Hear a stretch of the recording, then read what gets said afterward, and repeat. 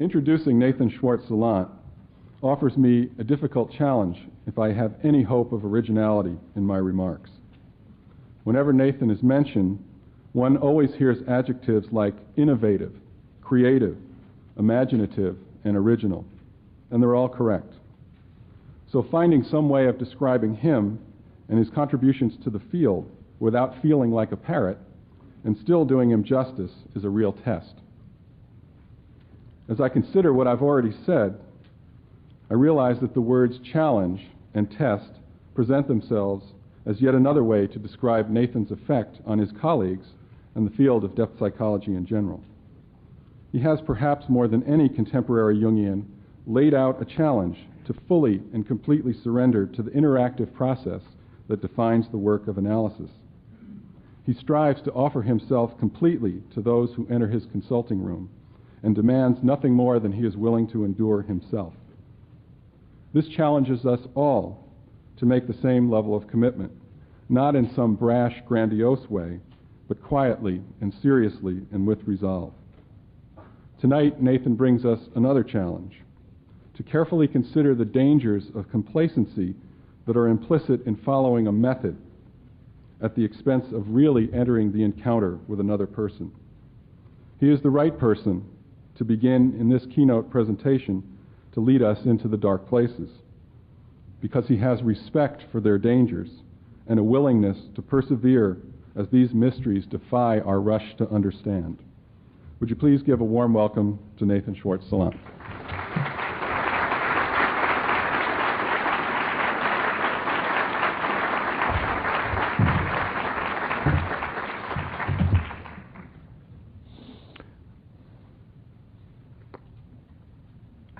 Thank you, Peter. All those adjectives have a big shadow. A lot of people here tonight. I understand you gave numbers over 600. That means actually 1,200 of you if you count your shadows. That's one of Jung's main contributions, to think of the shadow as an actual personality within you. It's not an easy job to talk about evil. Not an easy job to talk about the shadow. When I was a kid growing up in Chicago, there was a radio program I used to love, which I'm sure many of you remember. You know, that old refrain, what evil lurks in the hearts of men, the shadow knows. That's how the refrain went through the program. And the shadow knows a lot. And it's a monumental task to try to talk about shadow, because there's little that cuts at the core of our existence more than shadow. So I'll try to do it. Okay? A friend of mine, an analyst with a wide-ranging interest in cultural issues, recently sent me a letter after attending a lecture I gave on mad parts of sane people in analysis. He asked how I can see and deal with such dark aspects of people, and especially the soul-destructive acts that appear to originate and, one might say, live in the territory of madness, without becoming overwhelmed by the evil and madness in the world at large. How do you not despair about our world? He wondered. How do you go on? Now, as an analyst working hour by hour in my cave-like office, it's easy to not ask such questions.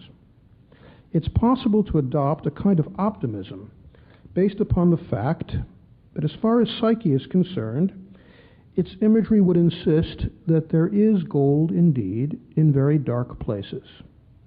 But one should know that there's a wide gap between imagery and act, between psychic potential and embodied ethical reality.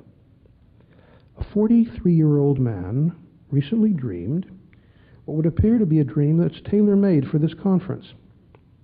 In the dream, he entered a dark cave, and inside there were 3 men, thieves, who had stolen gold. Gold indeed in dark places. The dreamer was frightened, but the leader of the robbers soon turned out to be a TV actor, a song and dance man that the dreamer knew from a play he had seen. This leader tells the dreamer, go on, climb up out of here. Climb out of the cave. And with the now diminished sense of fear, he climbs up. The other robbers shoot at him wildly, but he's not hurt, and he gets out of the cave. Needless to say, he did not retrieve the gold. He entered a dark place, the cave-like inner world of his mother complex, met up with his dark, instinctual side that he has never been able to own in any way in his life, and his defenses of denial immediately took over. The drama diminished, the possibility of recovery of a self was lost. He climbs up towards his head, his lifelong refuge from his inner drives that have terrified him since infancy. How will this man ever retrieve his inner gold, symbolic of a stable self-structure? He had years and years of analysis with numerous analysts who have interpreted his shadow to him ad nauseum. No integration occurred. Why will he do better with me? The dream shows a potential, but hardly a favorable lysis. Why should I be optimistic about this man's possibilities? I'm not. But I'm also not pessimistic. For he comes to analysis. He is somehow committed to his soul. I believe his only hope lies in meeting up with his inner madness, with an inner world of fusion with the Great Mother that is so overwhelming that it totally undermines separation and threatens madness as a catastrophic result of any individuation effort. And I'll talk to you a lot more about that. But where is my shadow here? Do I carry on with some optimism amidst a process that often seems chronically circular and repetitive because I'm interested in madness? In this man's case, I believe I have seen his dream imagery change, and I have seen him change in important ways in terms of his profession and family life. But he comes to face his shadow and its instinctual life. As he does that, I'd be a fool to be optimistic. Certainly this dream mitigates against such an attitude, yet there is gold there. What would be needed to help him retrieve it? What has helped him in our work so far together? Here I have an answer I believe in. He has progressed only through work within the transference and countertransference field. For example, when he could see that in certain ways he and I were quite the same, rather than me taking a position of being above him in consciousness and growth, his actual behavior in life changed. He had always constellated a kind of negative father figure in the men whom he had worked with. If I was not to reenact such a power position, which in fact I often found myself tending to do, if not doing, I would have to feel how much my psyche was just like this man's. Unless I do this, I'll educate him about his shadow, but I'll never help him know the suffering of his own soul as a result of his own shadow. I'll feed his shadow to his ego. I will not help him know about the suffering of his own soul. That's what Christ does when he says, turn the other cheek. That helps you know the suffering. That's the wisdom of that for me. Now, I do not cherish being brought a dream such as this and having to reckon with how I do not take symbolic gold out of my own cave of inner darkness and place of retreat. I do not like to deal with ways that I lie to myself about the reality of my own inner shadow, about the robber within me who steals the great value of the self. For that's how the shadow often works, stealing away one's highest values, and often doing so by watering them down so that we fail in courage, fail in dealing with what in our deepest knowledge about ourselves we know we must deal with. I also do not cherish having to face my own splitting defenses, my own tendencies to move into my head with him and then see how the pattern he is in is so plainly archetypal.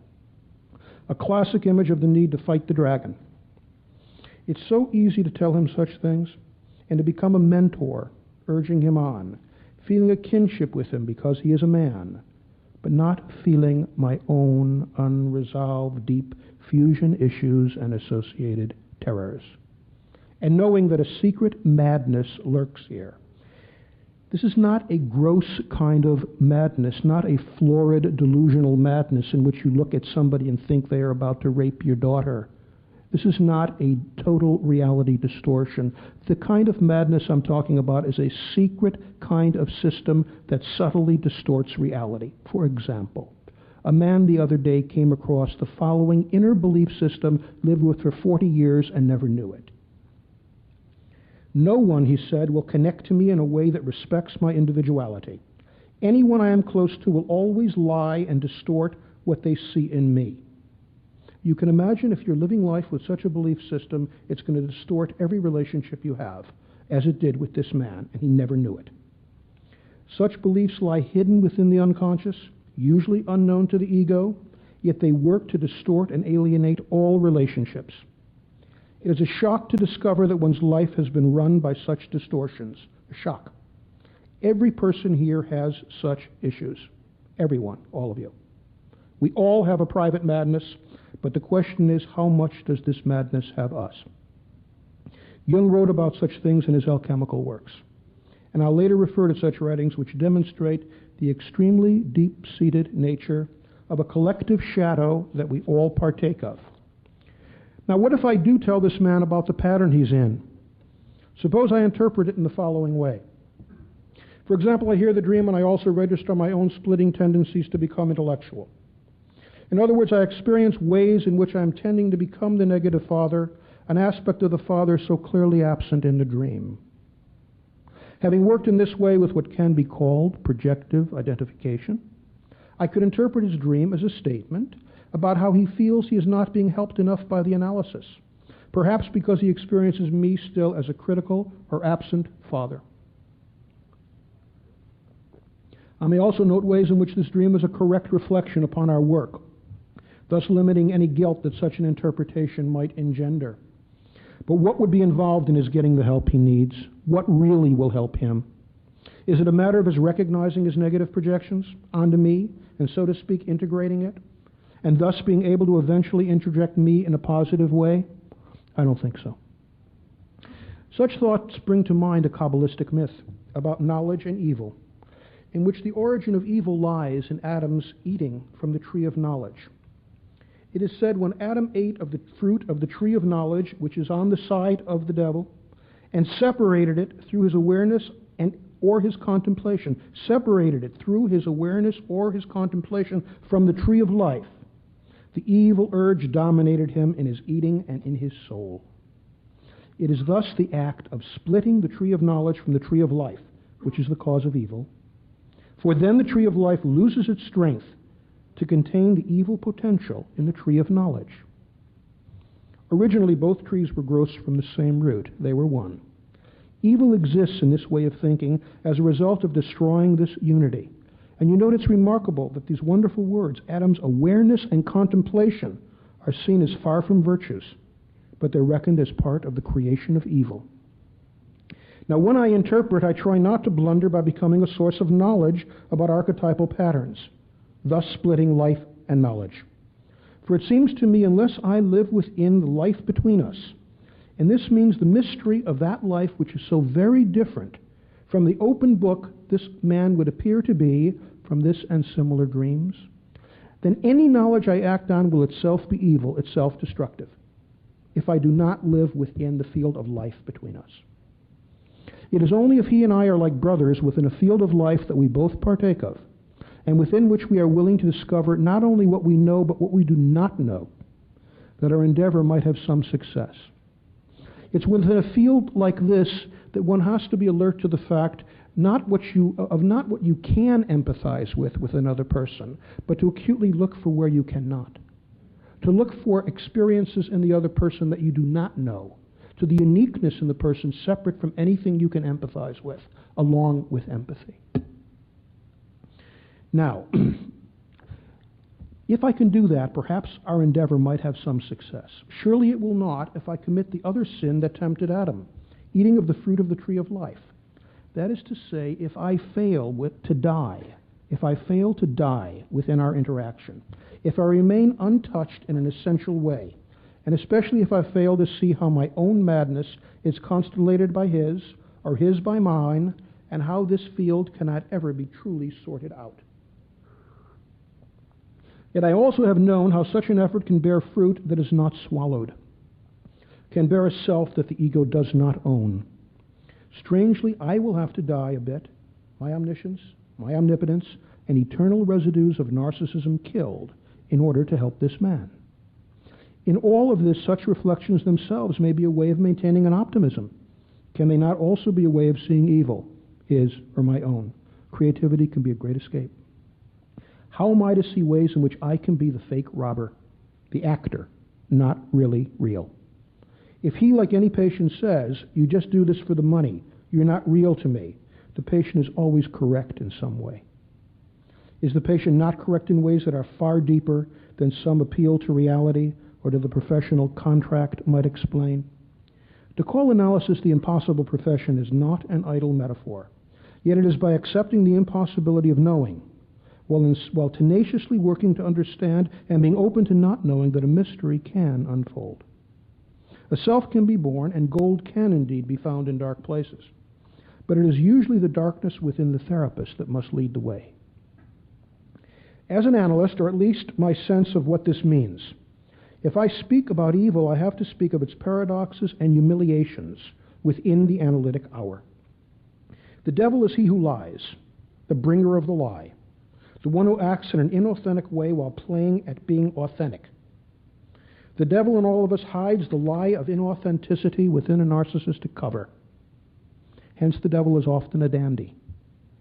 To uncover the lie, the analyst often has to go first. His lie, not the patient's, must first be unveiled. My friend's concern about the evil in the world can, I recognize, lead to taking refuge in all kinds of inspired and ancient doctrine. For example, an alchemical notion, when the central goal called the lapis is reached, it multiplies in the sense of greatly affecting many people. This is the mystery of the multiplication of loaves and fishes that Christ performs. But such a therapeutic optimism is not pure fantasy, for I know how the birth of an inner self, known in conjunction with a larger transcendent self, has a remarkable capability of affecting many people, of indeed multiplying. And I have seen how lives decimated by the evil of incestuous abuse of either a physical or psychic nature can find renewal from inner sources. I have participated in the torment and struggle this requires. I have seen how a self can emerge within such devastation and bring an inner sense of order and meaning where none had ever been consciously known before. And I also know that it is a very poor therapeutic attitude to be optimistic. I know that such instances of change cannot be counted on. Instead, I know I must live on an edge of not knowing whether some renewal will occur or whether it will not occur. Now, when I read about Wall Street abuses of power or about lies and deceptions in government, I find that I, like many people, tends toward idealization and denial, toward some belief that there is more to it than I know, or even perhaps there's a larger good behind such actions. Inwardly and secretly, I may tend to identify with the power and success of such people. I have to work against such childish naivete, we all do. I must register such behavior under the lens of what I really know about people and myself. I mean people who are not raving lunatics, but who live and work like most everyone does. These people appear to be sane, but actually have an inner area of madness that subtly or not so subtly distorts reality. When the truth about the lives of such people finally appears in public, in the flood of books that sell very well, for evil and madness is a very intriguing subject, it becomes only too clear that people who acted in ways, in retrospect, even they themselves will often see as mad and depraved, were at the time not in control of themselves while believing they were. This lack of control was not at all felt by them. That's the nature of our mad parts. We do not know we are out of control. They were riding a wave of power and success, but it later turns on that a secret kind of madness was running the show.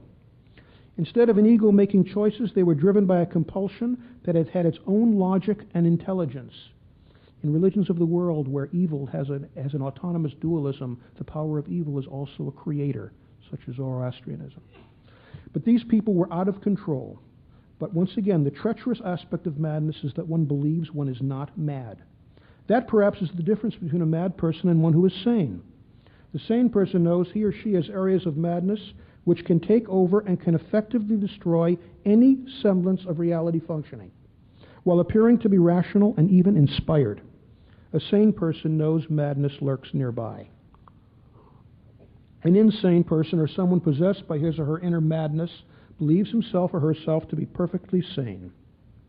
It's under the pressure of such realms that the worst kinds of abuse occur, that soul murder itself can be engaged in while the person, a seemingly upstanding member of society, can otherwise go about what appears to be socially useful tasks.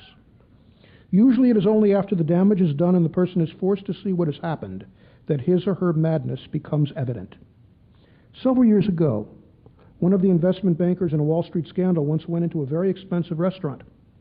And when asked for his order, he said, "I'll have all the entrees." The waiter thought he didn't hear correctly. The man repeated himself. A special table was set up, and all the entrees on the menu was brought to him.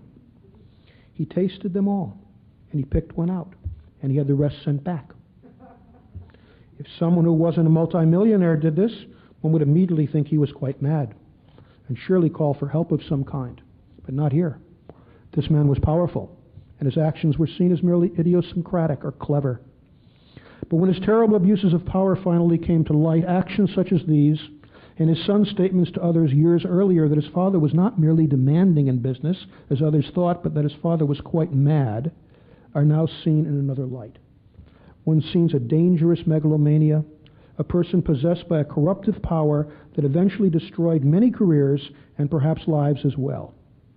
While the alchemical lapis may have a quality of multiplying, while the lapis, that great goal of self, may have a quality of multiplying, I'm afraid the numinosum of evil does as well.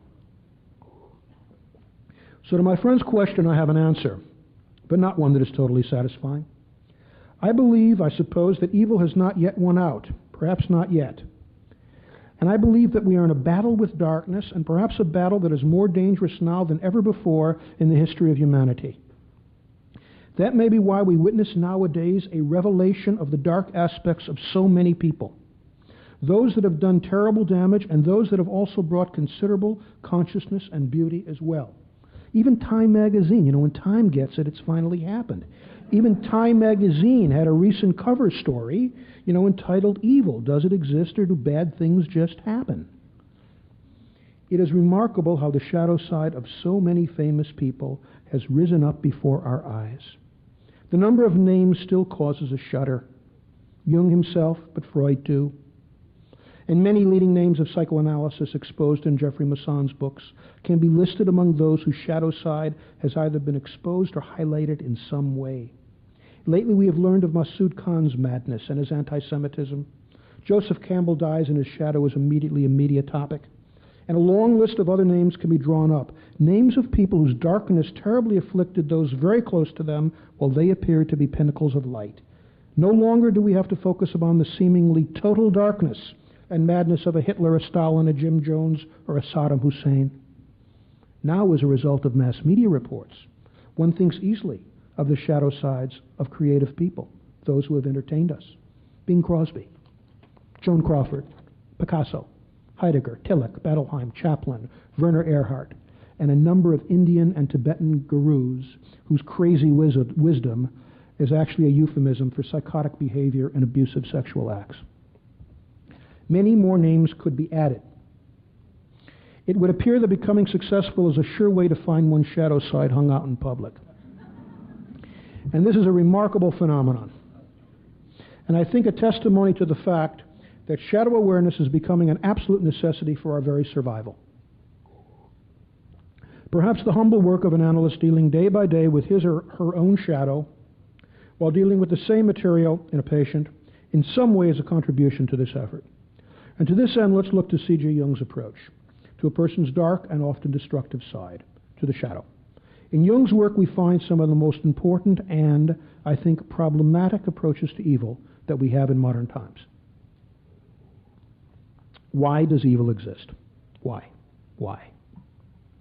This question, which can appear so dry and philosophical, is actually deeply alive for everyone, as it certainly was for C.G. Jung. Not only has every historical epoch been concerned with evil, but the eternal child in all of us asks, why does evil exist? Or why couldn't God make a world without evil? For it is the child in life, and then the child within, who especially feels the power and devastation of evil. For example, the evil of parental projections that split the child from his or her core self, and especially the evil of envy that sears and destroys a child's link with his or herself. And this is to say nothing of the evil of the catastrophic acts of physical and sexual abuse. Catastrophic. If the reality of evil is not a burning issue for a person, it is only because he or she is cut off from an inner darkness and from the experiences of abuse his or her soul has known. To lose touch with evil, one's own and that of others, is to lose touch with the judgment carried out deeply within the soul.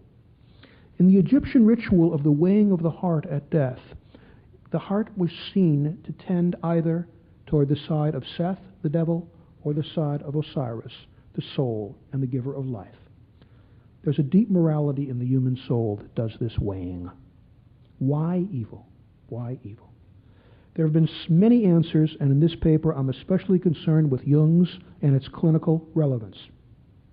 But others before him, notably the Platonists, the Gnostics, and the Kabbalists, have given their answers. For example, a Kabbalistic answer would say that it is absurd to think of a perfect creation without evil, for God cannot exactly produce himself. The very act of creation involves, at least in one strand of this thinking, God's voluntary contraction, with the result that imperfection and evil arises. God's voluntary contraction. How do such philosophical thoughts come into existence? Where do they come from? Are they projections of internal psychic life? There's an important psychoanalytic way of thinking due to Marion Milner about the creative process that one could use to reflect the Kabbalistic idea. She does not do this. One could, though. The human creative act, it's suggested, by its very nature, passes through a phase of omnipotence and felt bigness into a smaller remnant of that once glorious state. Creative process is often blocked by the ego's inability to accept the smallness of one's creation. In turn, this process is intimately linked with anality, with the largeness of one's inner feelings and the smallness of the fecal product that ensues. Now, in this particular conception of the Lurianic Kabbalah that I talked about, one might wonder if that Kabbalah is in fact based upon human experiences of creativity and affects linked to anality. In other words, there could be a personal core in this conception of evil. But this leaves out a far deeper understanding of creation. A perennial question. Does the evil in the world stem only from human sources, or does it stem from a transpersonal realm that cannot be reduced to negative personal experiences? For example, to abuse, or to the deprivation of privation of security and love. Deprivation or privation. Now, this is a very, very difficult issue, because all theories of evil that consider it to be a transpersonal process, such as part of the creation of the world, or a result of the sin of a primordial ancestor, or a result of splitting of different qualities in the Godhead, or as an absence of good found in the provatio boni view of evil, can, if you want, can be seen as projections from personal psychology. As I've mentioned, the link between anality and creativity could be used to reduce the Lurianic idea of God's contraction to a personal experience. Evil as stemming from a primordial ancestor, as in Adam's sin of paradise, could certainly be seen as a fanciful image of the fact that projective identification can carry devastating acts of soul abuse from generation to generation, hence a primordial ancestor. The source of evil as the splitting of qualities in the Godhead could certainly be seen in Melanie Klein's belief that human development must move through the so-called paranoid schizoid and into the depressive position, where concern for another person is said to come into existence. The evil as an absence of good, or a privatio boni, a privation of good, certainly is seen in Winnicott's differentiation between deprivation concerning something one has already had and lost as against privation, the devastating affects of privation, which refer to what one has never had but without which one cannot thrive. And if someone wanted to think of a transpersonal force of evil in terms of the huge affects signified by the Old Testament God, or by the trickster archetype, or by what gripped Nazi Germany, or by the horrible abuses of torture and incest, it is not difficult to think of the affect storms and infant experiences and the resulting sadism created from the frustration and torment due to a lack of a containing person, to say nothing of an abusive one. And all of the various doctrines of original sin, as developed by the Church Fathers, can be seen as infantile states of mind that linger in an untransformed state. Whether one deals with hunger, envy, lust, or a failure to differentiate one's own being from the spirit that flows through the ego, all doctrines of original sin, these doctrines could all be seen as results of early developmental traumas. Apparently, we need, however, a notion of transpersonal and archetypal evil. Now, perhaps this is because our own capacity for destruction can be so outrageous that we must project it onto some source outside our own historical lives. Is that why? Or perhaps there's such a force in the universe and within the discourse of people characterized by an overwhelming capacity to enact destruction of another soul. Does this force lurk within as an evil inclination, a drive against life and spirit? It appears that people secretly mix and merge with it through its fascination for power, because it so readily leads to power and has an uncanny intelligence. But then again, all of this may be a displacement of the vicissitudes of early infancy, and one can argue for either position. There's no doubt that our developmental traumas can be overwhelming and live on with a force that can hardly be thought of as either personal or archetypal. Yet there are people who have experienced a dark side of the numinosum, whose souls have been seared by it, and for whom regarding such levels as anything but the dark side of God is a defense against what they really know. For example, a man recalled an early experience when he was 5 years old, in which he was discovered playing doctor with a girl and scolded for it. Immediately after, upon walking home, he looked up at the sky and he felt it open up.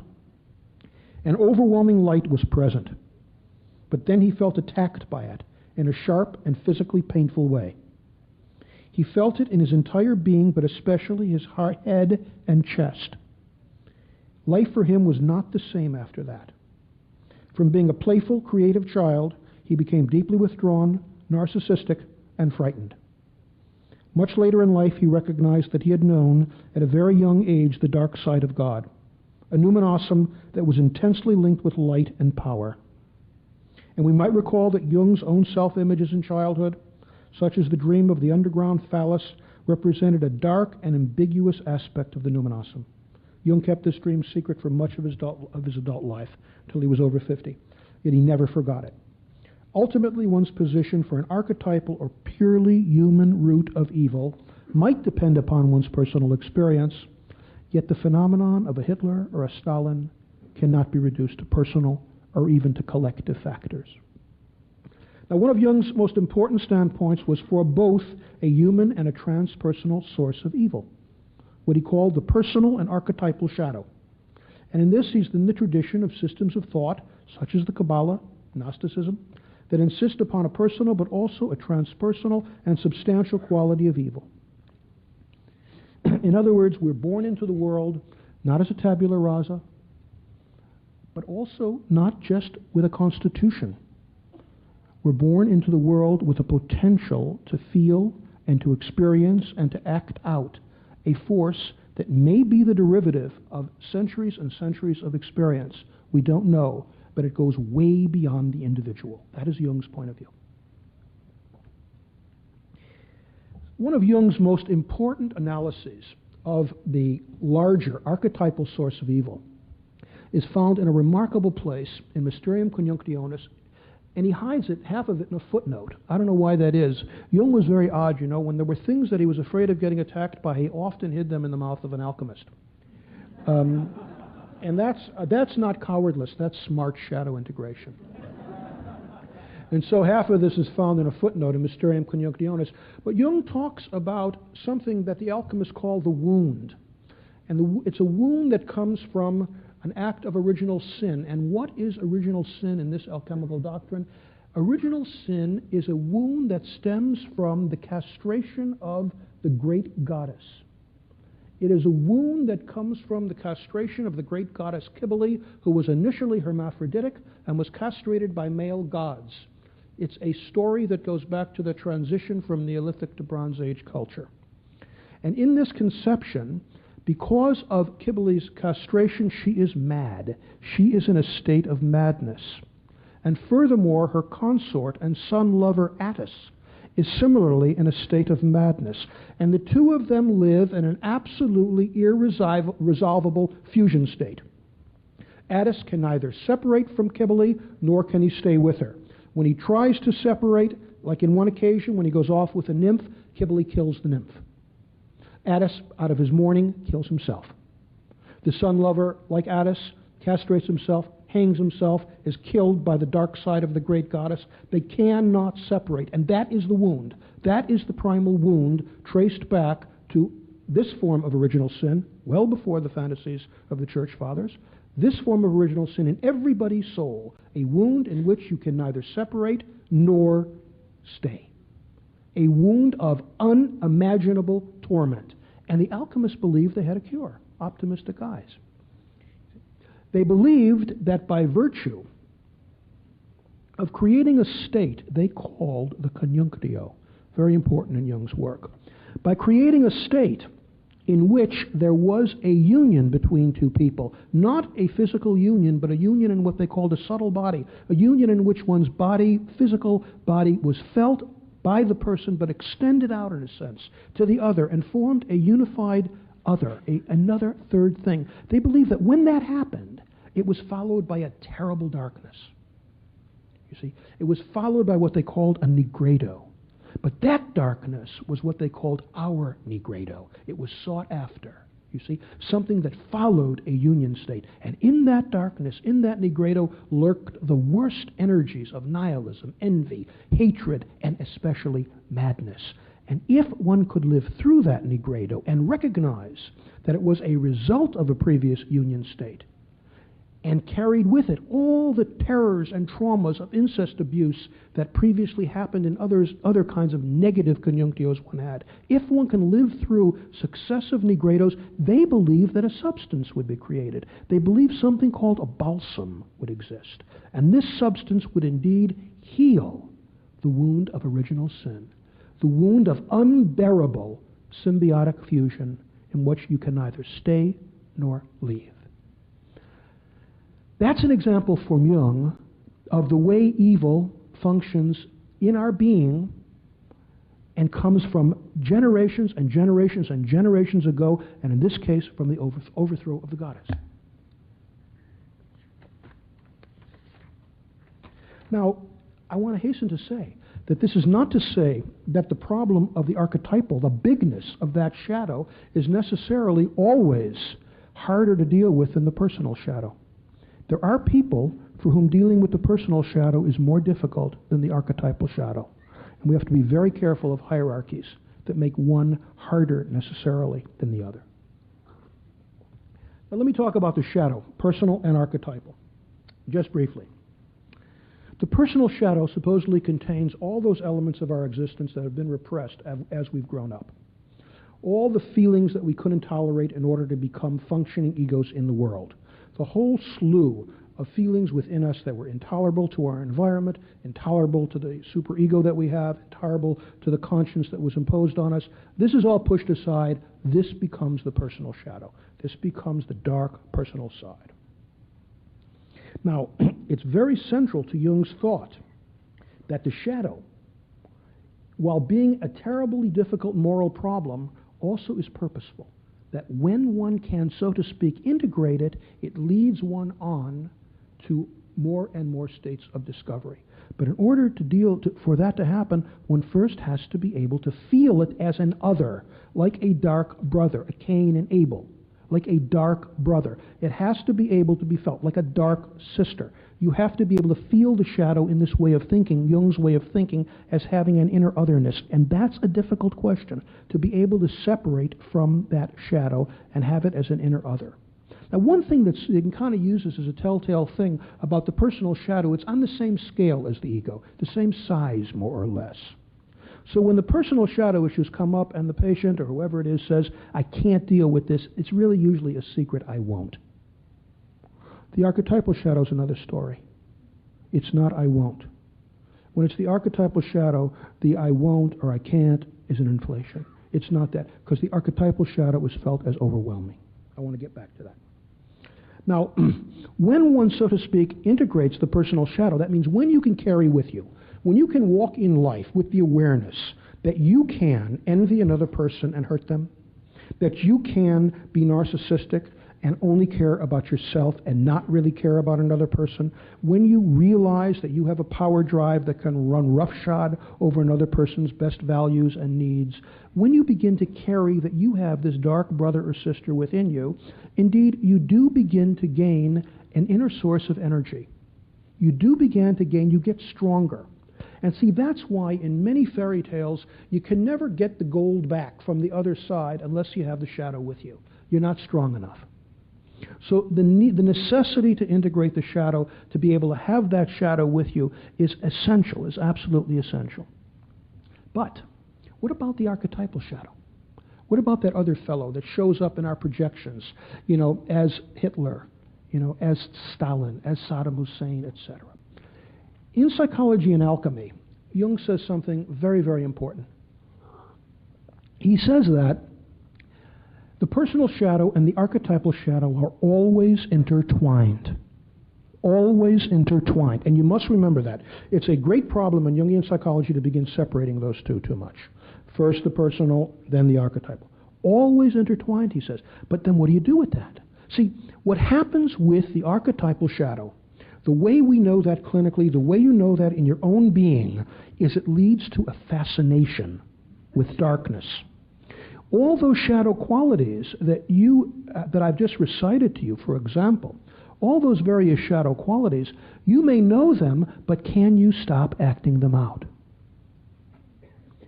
You may know about them from here to doomsday. They may be interpreted to you from here to doomsday.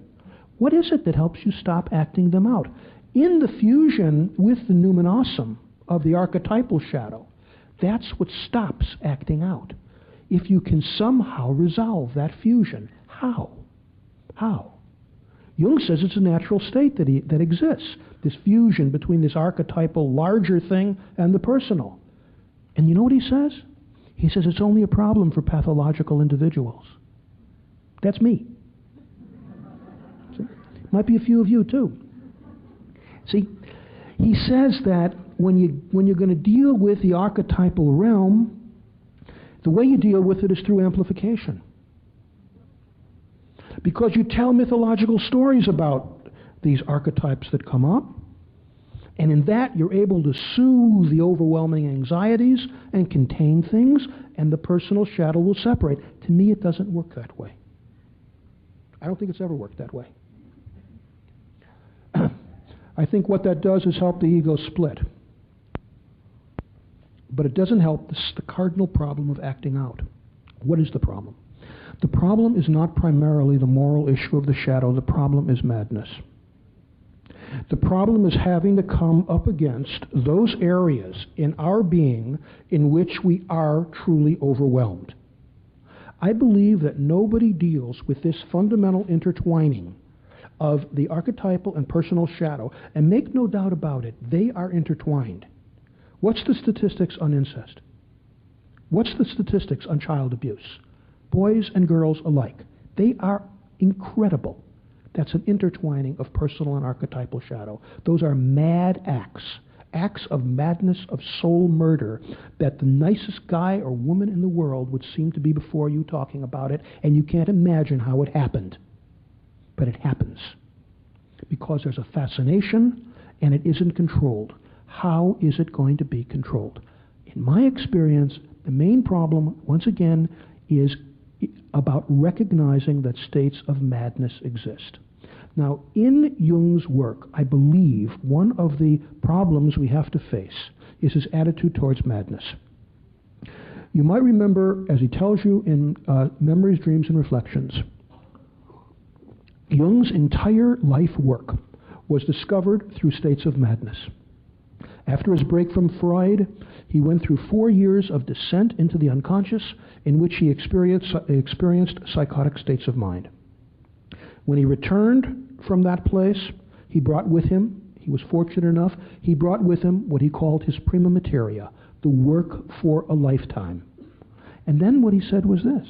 He said, only somebody with, whatever this means, a strong moral character should go there. Others should not. And in fact, he slammed the door, because he really laid it out that Jungians were there to develop his prima materia. This is a problem, and it has to be faced as a problem. This man is extraordinary. What he's brought us is extraordinary. We must not idealize him. There was a shadow.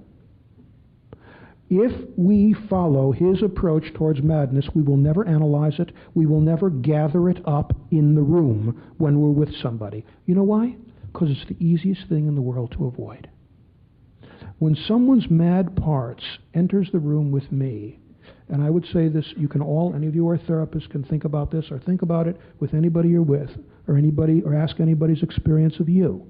When a person's mad parts enter, what happens is your attention begins to fragment. For a moment, things get a little shaky. Your mind wanders. You go a little blank. You might feel negative feelings. But the tendency is to do nothing and wait till it passes. The tendency is just to wait till it passes, because it'll pass usually. Because the person you're with is not a florid psychotic. You see? But ask yourself how often you've allowed that to happen.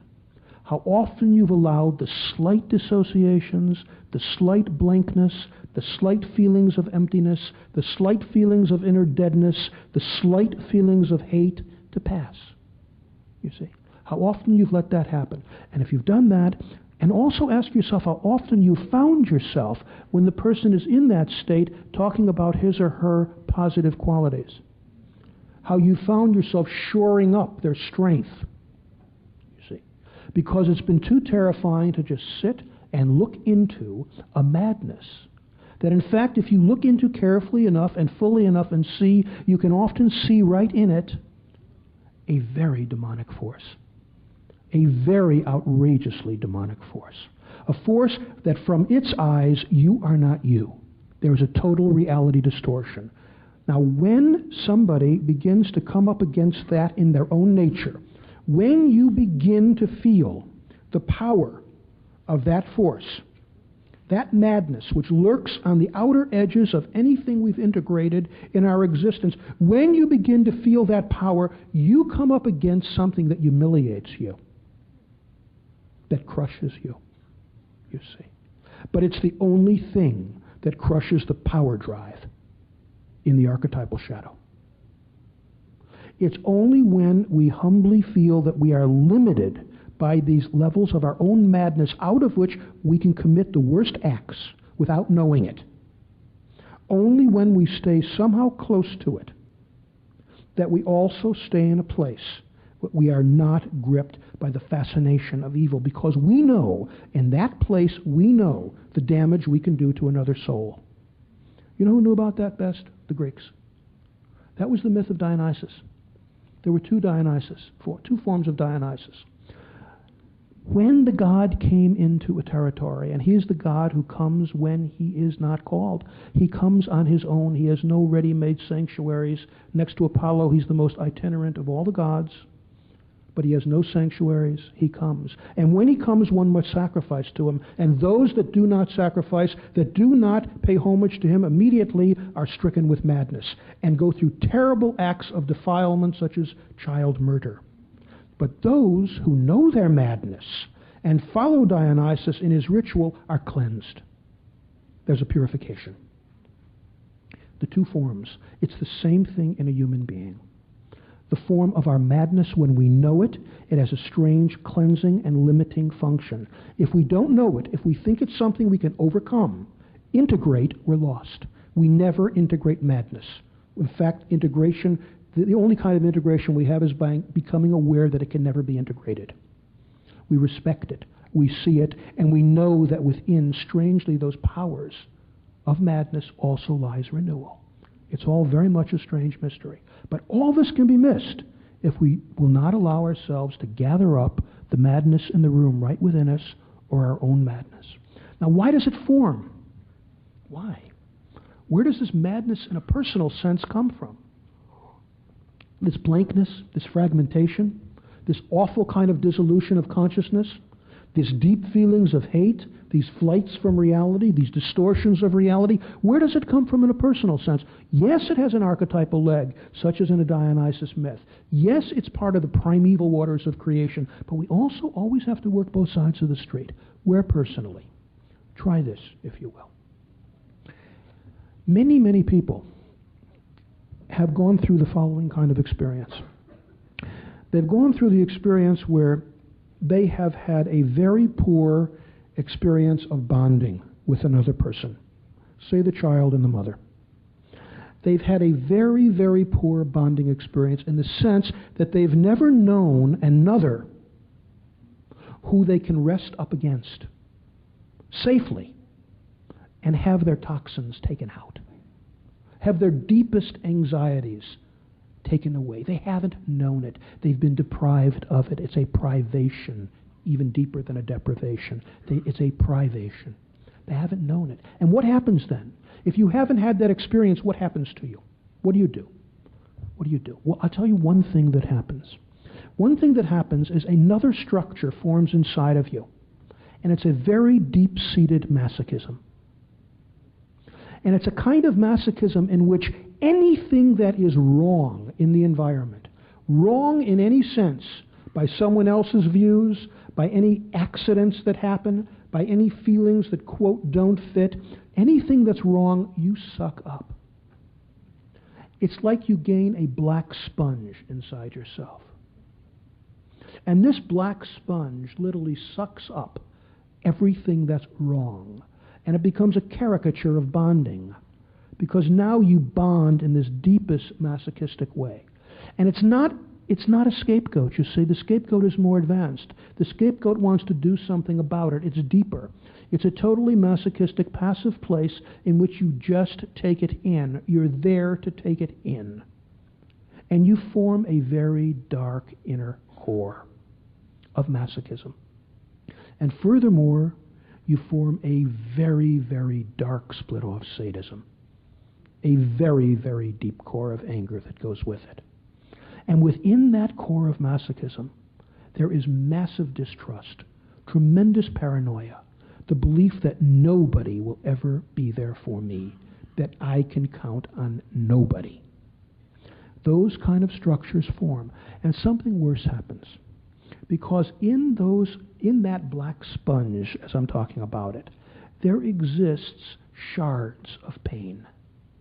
All the pain that's been sucked in from the environment, the pain the child feels from the lies of the people around him or her, the pain of his or her own feelings that have never been able to be detoxified.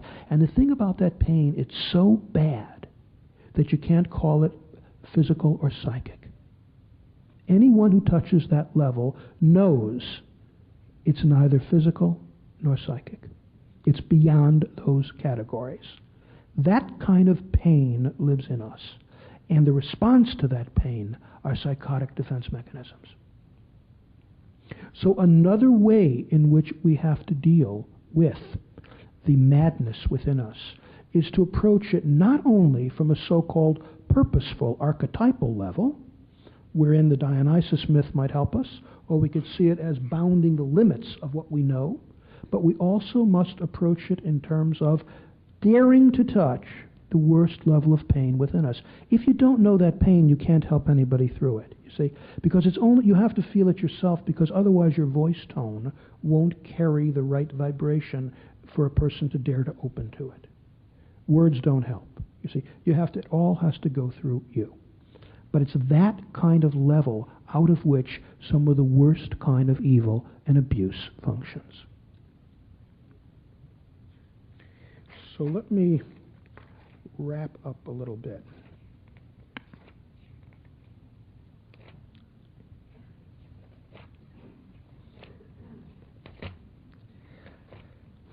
I don't want to keep you too long, because it's better to go to some questions. But I'll just end with this nice thought. Many people live with a sense of being fake, of not really having the qualities that others see in them, or which their accomplishments would seem to reflect. They live with a basic bottom feeling of being fake. Usually such feelings are well-founded. For there's a core of madness in everyone, a core that is formed in part to protect from unbearable pain, and a core that is also archetypal, part of humankind's inheritance. This core is, among other things, a core of lies, especially the lie that one's life is authentic. But when one's madness is felt, and defenses against it are felt, and the pain is felt, a strange kind of cleansing can occur. The shadow is both personal and archetypal. One does not deal well with the archetypal part and its compulsion and fascination through amplifications. This instead requires that both people engage in an interactive field where both analyst and patient have to look at where they're the same, not where they're different. This would have to uncover, for example, in me, the phony robber in the man's dream I talked about. Working within the transference-countertransference field is very easy to deny, but it's also greatly aided by a mythological perspective. The latter opens our eyes to an age-old wisdom about evil, to the mystery and purpose, and to a faith that's so easily lost. Thus, we need a mythology of the shadow. We need a mythology of the shadow. But we also need to know how such knowledge can all too easily be used to detract from the arduous process of working with madness, ours and the patient's, within the analytic space. There is also a shadow side, consequently, to the use of myth. More than any other modern psychologist, C.G. Jung has opened our eyes to the reality and importance of the shadow. If my comments are at all critical, they are only so within a field of gratitude for his courage and incredible spirit. No one in modern times, to my mind, has shown a greater light upon evil. Thank you very much.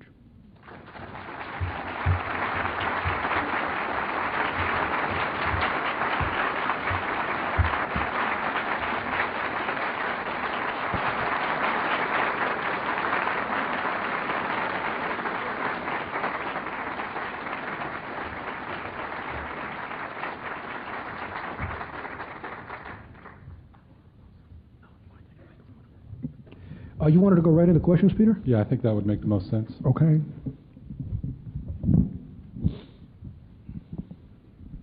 Anyone have a question or comment?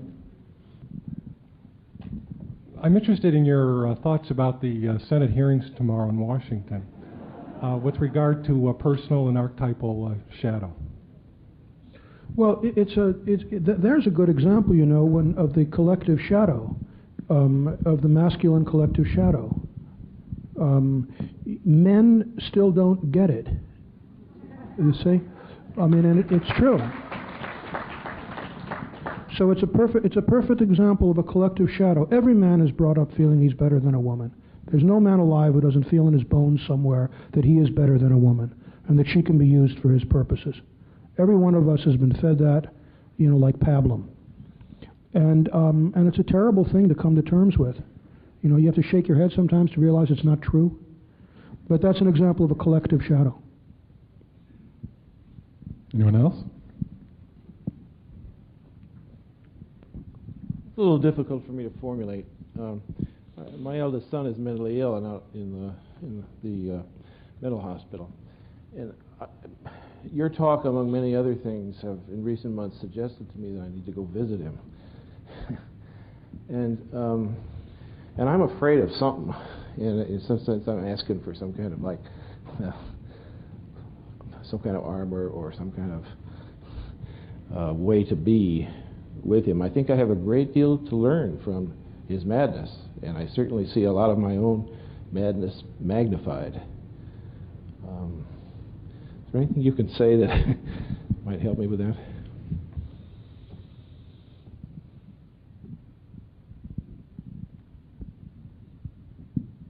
I would guess that for me, the most important thing would be to let him be a mystery. You know, if he is in a mental hospital, he's usually going to be amidst a lot of people who are diagnosing him, who are fitting him into one category or another, and who have no real concern for any kind of mystery or soul he might have.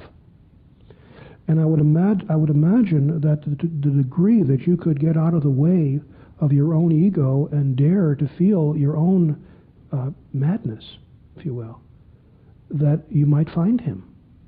Never from power, but only from weakness. And if you're afraid and you are going to shudder, that could be the best gift you give him.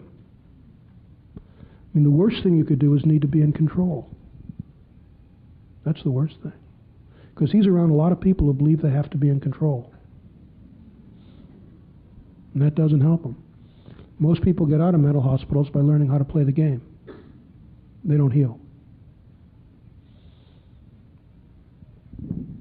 Anyone else?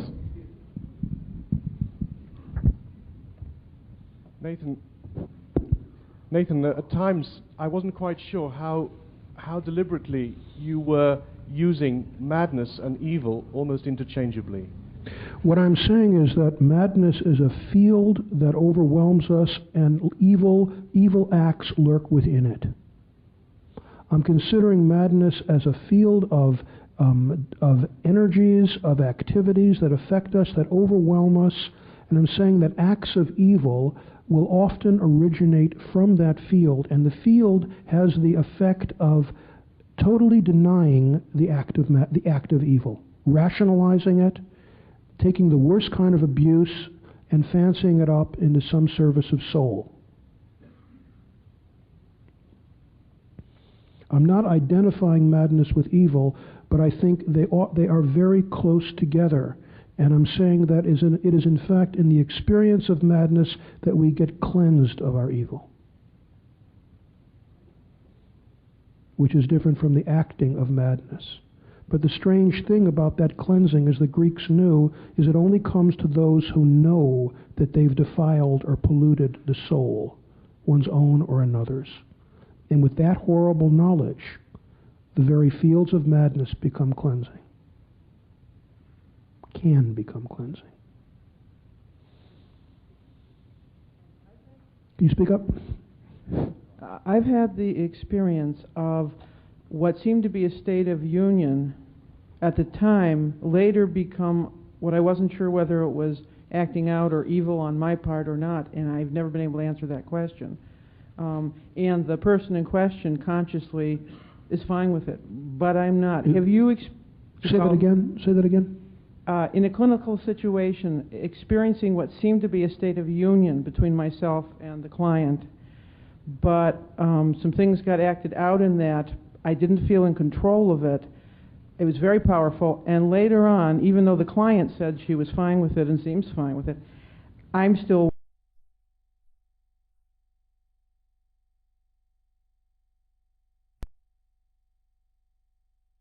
Have you experienced that, where it feels like a union or a conjunctio experience, and then later you're not sure?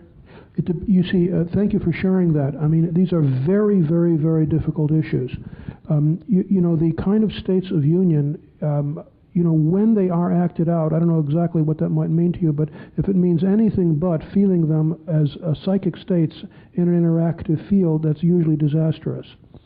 See, when those states come up, they're going to bring with them every residue of soul abuse to the soul from earliest infancy. And that's why after they occur, they often lead to tremendous darkness. It's natural to the state of union, but it's a very dangerous state. It has to be deeply, deeply respected. If you don't know your own madness, getting into states of union is extremely dangerous. I think that's an axiom. Nathan, one comment, and then I'd like to share a dream with you that I think might be valuable in this context. And that is, isn't it true, though, that often experiences of madness occur at a time when one is at a creative height? That there is a cutting edge of creativity in that mad experience that often occur, for example, in dreams, if one can contain that madness. Madness is a terrible shadow side of creativity. Yes. Great amount of madness in the children of creative people. Yes. Madness is a terrible shadow of creativity. Right. Okay, here's a dream, and maybe you might comment on it. I think it's a very valuable one in this context. It's an extraordinary dream because it brings into psyche one of the great moments in our Judeo-Christian history. And this is it. A woman who's about 44 years old, deeply wounded in childhood, totally misunderstood because of her deep introversion and feeling orientation in a very tough family setup. She has a dream in which she is captured by this very, very powerful man and brought to, as the metaphor of the dream says, to his secret place. And he says to her, you will be free, you can leave this place if you recite correctly the first commandment of the Decalogue. And she hesitates and then says, first, honor thy father and thy mother. And the response is crucial here. He shouts out a no that, as she characterizes it, resounds through the planets and the stars. And this is the way the dream ends. Well, it's quite a obviously impressive dream, John. That's what you find, of course, through all religious thought. The whole notion of the fear of God as the absolute, essential thing to deal with evil. And clearly, this is somebody who is up against a very, very dark power unless she sees what she truly is going to align with. And she's a blessed soul because she has such a dream.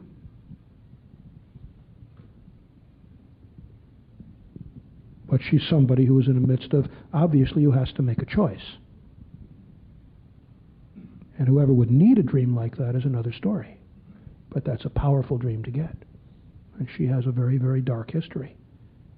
And certainly needs to make a choice for her soul.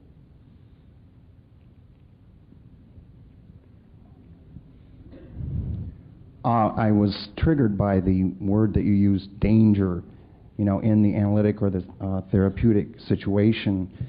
And I, as a therapist, have been there, but a place where I have felt and heard the word used very, very much in terms of safety is a 12-step group.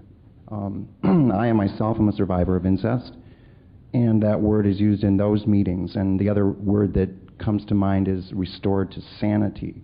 And literally, the focus on such meeting, I think, for people who are possessed one way or another by either the focus on innocence of themselves or of others, or the horrible evil in the world.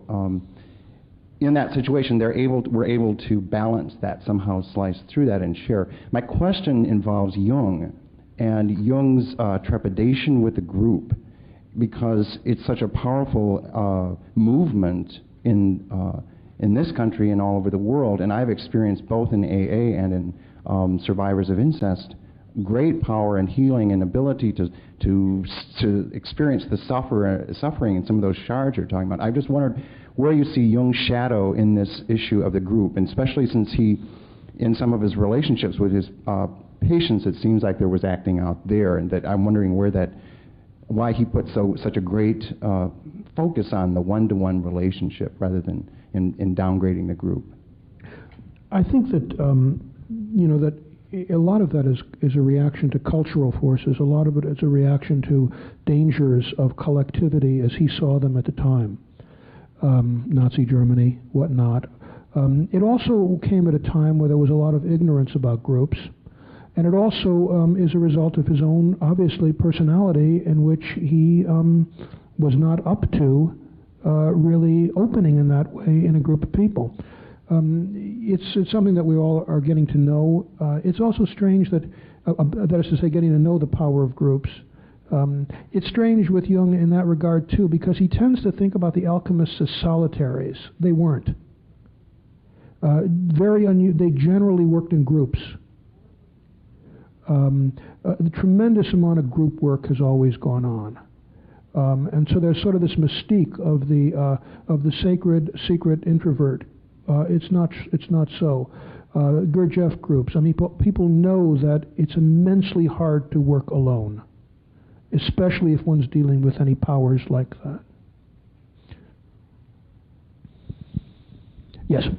I have one comment.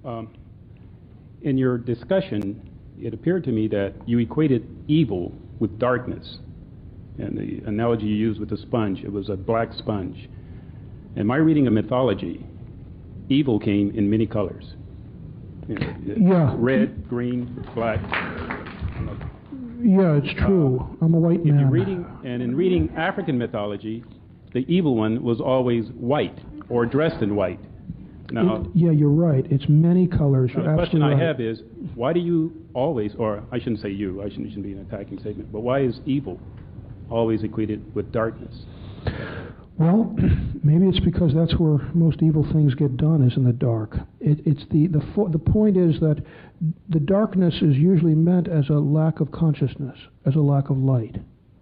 And so that's the metaphor of dark. The dark is always thought about in that metaphor not as a color of the evil one, but rather as the lack of consciousness through which these acts occur. That's why the metaphor of darkness is so prevalent. When we go to sleep as kids in the dark, we get most frightened. In sleep, most of our demons come up. So darkness is more than a cultural metaphor in that regard. But you're right, it can be any color. I mean, in the goddess religion, white, the color of death is white, not black. Things change culturally. Things change back and forth. I would, understand you're taking, a stance against that, about talking about darkness and, as evil, obviously, for obvious reasons, and you're right. But it's not about that a dark person is evil, but the dark is a metaphor for the lack of consciousness. That's why that darkness is used. Wouldn't they being that specific as far as being a dark person as being evil? But back to the basic issue of the evil is being equated with darkness. Well, yes, it's true. It usually is. It usually is. When I commit evil acts, aren't I pretty unconscious? If I think I'm conscious, aren't I pretty in darkness in that respect? Why I think I'm in light? That sounds more like ignorance as opposed to darkness. Well, you're right. You could say ignorance. We could take the darkness out and use ignorance too. You're right. It would be a different metaphor. Why do you reject the notion of darkness so much? I find it very offensive. Why? Personally. Why? I find darkness is always, I'm dark. And I find darkness is equated with evil. I read African folk tales. African folk tales do not, equate whiteness with evil. But listen to me. And in medieval mythology and folk tales, the evil one came in many colors. They were green, red. Mm-hmm. This is true. That's right. This is true. And that's why. And that's my only question is, why do you continue to use blackness, darkness as evil? It's a good question. I'll think about it. I'm glad you raised it. What you mentioned here that we need a mythology of the shadow, and I was sitting here trying to think of back to mythology that has one that we have already, and I can't seem to come up with one this evening. But I wondered if you could. If I would what? Relate what a mythology of the shadow, a myth that we already. Oh well, yeah. I mean, there's many. For example, one that Jung is fond of is a Zoroastrian myth in which the powers of good and evil come into the world, And the power of evil is associated with the lie, the force of disorder, the force of chaos, the one who attacks and kills the power of the good. Ahriman attacking the power of the good Ormazd. What the myth says is that evil, the power of Ahriman, the myth says, is necessary in order that the good actualize in the world. That is to say, unless one feels one's shadow, I almost said darkness, unless one feels one's shadow and carries it, the good does not incarnate. That's one example of a myth. Another example of a myth is the story of Cain and Abel, how that's been taken up. The Kabbalists have taken hold of that myth and have said that the race of Cain essentially are what in modern DSM-3 diagnosis are present-day borderline personalities. There's all different ways people have dealt with evil. I've mentioned the Kabbalistic story that says, the Kabbalistic myth says that that there is a harshness and judgment in the Godhead. And that harshness and judgment is a Sephiroth called Geburah. And it says that Sephiroth of judgment is absolutely necessary to the working of the totality of the whole unity of the Godhead.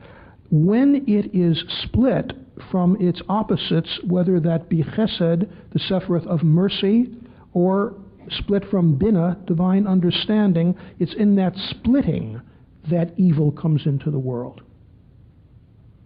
So there are many myths that talk to us about how evil arises and what to do about it.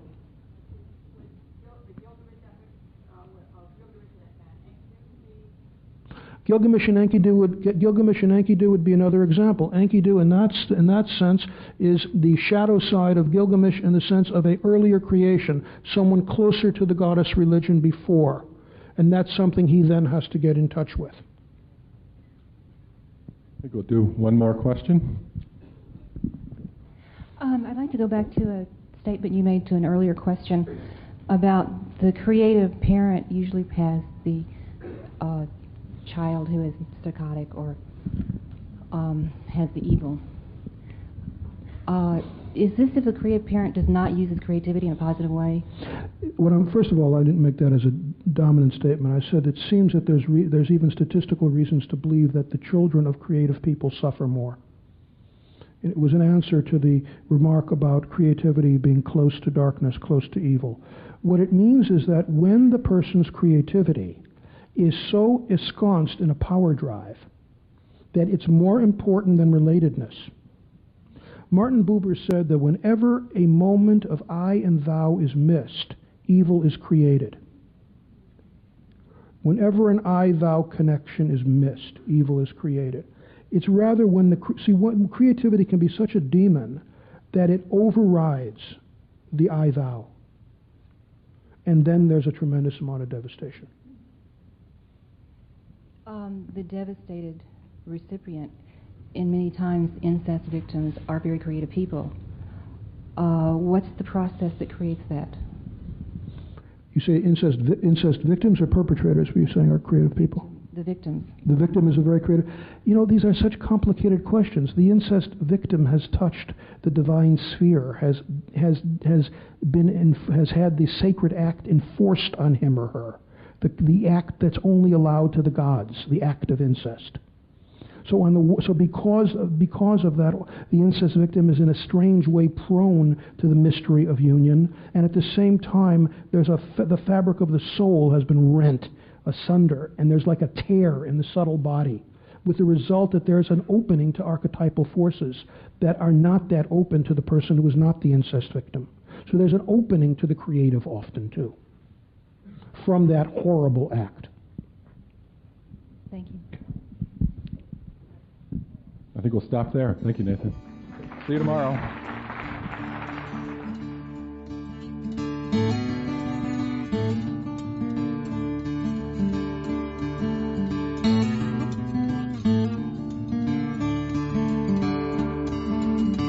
This podcast is distributed under a Creative Commons Attribution, Non-Commercial, No Derivatives license. Share it all you like as long as you maintain the attribution to the speaker, but please do not change it or sell it.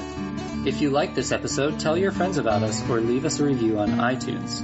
For more information about classes, training programs, videos, audio, this podcast, or to find a Jungian analyst near you, visit our website, www.jungchicago.org. Thank you to our 2020 donors who gave at the contributing member level and above: Barbara Anand, Usha and Ashok Beatty, Jackie Cabe Bryan, Eric Cooper and Judith Cooper, Kevin Davis, George J. Didier, Mary Doherty, James Fidelibus, John Korolewski, Marty Manning, Diane Sherwood, Deborah P. Stutzman, Deborah Tobin, Alexander Wayne and Lynn Kopp, Gerald Weiner, Karen West and James Taylor, and Ellen Young.